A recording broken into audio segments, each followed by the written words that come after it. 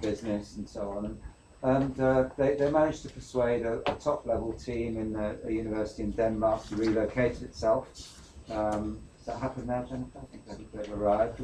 So there's a strategy going on. So that's transformation. Modernisation.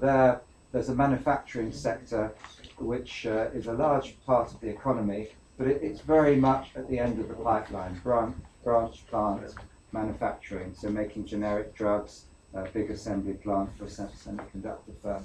And there, the push from business was not to say specialise, it's too risky, because somebody could make a decision and you'd lose it. It was to say, let's improve the generic capability and smarter manufacturing techniques and share this across sectors. So a different angle on the strategy. Diversification.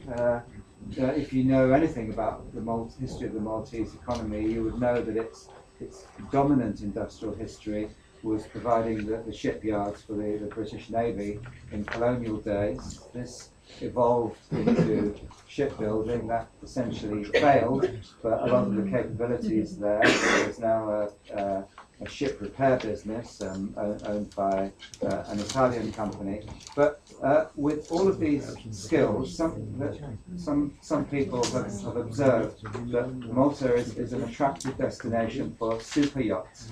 A lot of the Roman Abramovich and people like this come there because it's a nice place to go in the summer. Valletta Harbour is very impressive. So the diversification strategy is to evolve the ship repair business towards the repair for super yachts. And you start to collect all the different capabilities together, including some quite advanced technological skills for the electronics and so on. That spills over also into aircraft maintenance. It's a sort of quite an air hub, and some of the skills are transferable there too. And then finally, strategy for radical transformation of the economy. That hasn't happened yet, but I think quite a few small countries are here.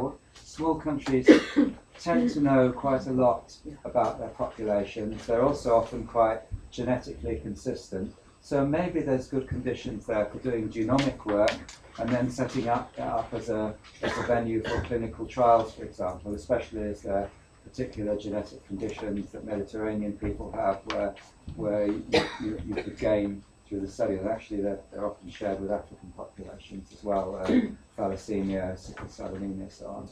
So there's a strategy now, which, I mean, if you read the document, it's not at the same level of detail as I was speaking about, but these kind of details were used to persuade the funders that the country has got a grip on what it's doing. It's a dynamic picture. You can't just say, here is a strategy and we'll go on this way for the next 8 years. So the other thing we're trying to do is establish technology platforms, essentially public sector and business groupings in each of these sectors, who will remain a kind of dynamic group monitoring and adapting and dealing with the small country problem that things happen, things change. You've got to be flexible and be able to change direction when